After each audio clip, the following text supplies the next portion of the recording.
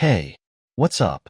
In this video, I will break down House of the Dragon's Alys, Teases, and Aemond Targaryen mystery you need to know. Watch out. Spoilers ahead. Welcome to Valyrian Steel.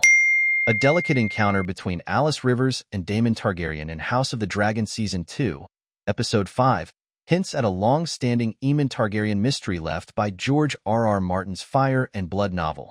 While it's still unclear what her exact magical skills and origins are, Alys Rivers from House of the Dragon is one of the most mysterious and strong characters featured in Season 2. So far, Alys' job has mostly been to influence Daemon's visions of Harrenhal and contribute to his psychological suffering in the Cursed Fortress. While Daemon interacts with Alys Rivers the most in House of the Dragon Season 2, her main story is about a different member of House Targaryen's family tree. Alys already knows far more about the Targaryens than one would expect from a strange Harrenhal woman, and her probable ability to see the future adds irony to Daemon's concerns about his family. In House of the Dragon Season 2, Episode 5, Daemon tells Alys to pray. She never meets Aemond, as he will cut her down. However, Daemon will ultimately discover that Aemond and Alys do meet. Daemon teases Alys and Aemond's future relationship in House of the Dragon. Daemon informs Alys that she should hope to never meet his nephew, Aemond Targaryen, although he is the most essential figure in her House of the Dragon narrative. After Daemon leaves Harrenhal and Rhaenyra takes over King's Landing, Aemond Targaryen replaces the rogue prince at the Riverlands castle. When Aemond arrives at Harrenhal, he kills Simon Strong and his family but saves Alys and has an affair with her at the castle.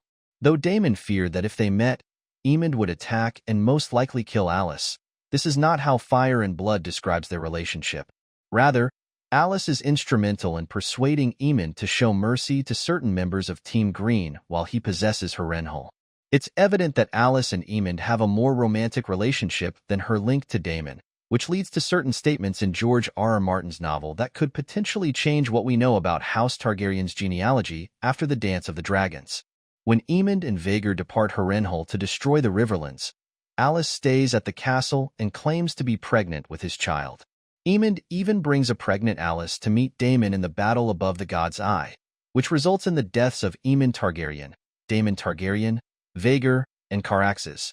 After witnessing the murders of the two Targaryen princes, Alys becomes the ruling Witch Queen of Harrenhal, claiming that she married Aemond before his death and bore his trueborn son. However, I'm still waiting for an answer to the veracity of these accusations following Fire and Blood. I'm still confused about the truth about Alys and Aemond's son after Fire and Blood. Despite the release of Martin's Fire and Blood in 2018, I remain uncertain if the truth about Alys' son being Aemond's offspring will emerge before the conclusion of House of the Dragon. Alys and Aemond's supposed kid is a major enigma in Fire and Blood, and he could have played a significant part in complicating the succession to the Iron Throne following King Aegon II Targaryen's death. Aegon's poisoning by his own men ends the dance, and Rhaenyra's son, Aegon the Younger, inherits the kingdom as the only known live male Targaryen heir. However, if Alys' son is indeed Aemond's, and they married before his death, he would have a solid claim to the Iron Throne. Given that Aegon did not intend for Rhaenyra Targaryen's children to be in his line of succession, I'm curious why Team Green does not designate Aemond's trueborn Targaryen son as the successor.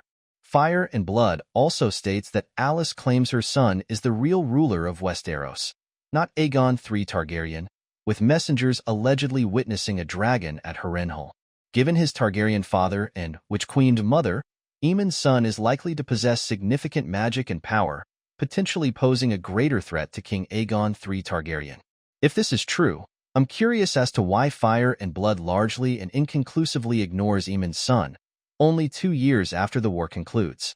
Furthermore, with a Targaryen father and a Witch Queen mother, Aemond's son would most certainly have an abundance of magic and strength, making him a greater threat to King Aegon III Targaryen.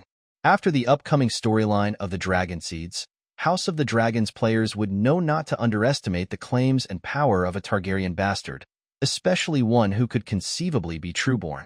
After the dance, Fire and Blood does not reveal what happens to Alys' son.